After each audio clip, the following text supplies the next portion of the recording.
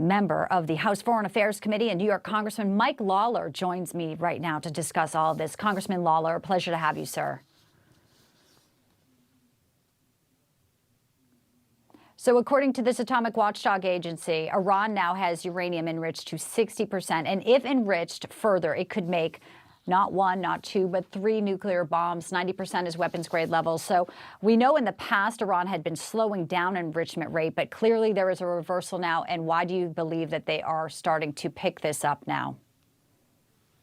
There's no question Iran has sought to use these proxies in a escalation against Israel and the United States. And so obviously their objective has been and continues to be to enrich uranium so that they can have a nuclear weapon and use that as a threat or worse against Israel and or the United States. And I think we have made it clear in Congress that Iran cannot get a nuclear weapon. Israel has made it clear that Iran cannot get a nuclear weapon.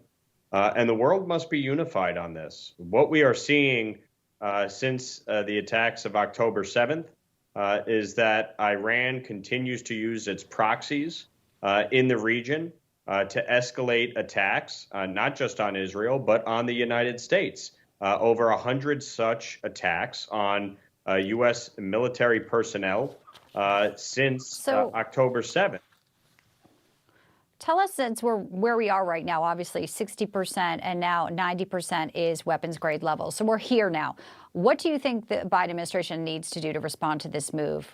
Clearly, these people, they chant death to America. They hate the West. They perceive us obviously as weak. So how do we combat that? What does this administration need to do, Congressman? Well, for starters, not be weak. When the administration unfroze $6 billion in Iranian assets to funnel that money through Qatar and free it up for Iran, quote unquote, humanitarian purposes, it shows weakness. We need to be very clear with both Iran and the world that this will not be tolerated.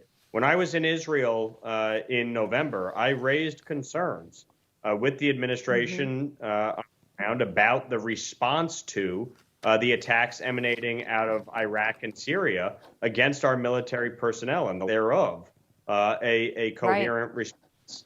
Obviously, we didn't want to escalate the situation on the ground in Israel, but we now have 3 service members who have been injured, including 1 critical, and the administration responded.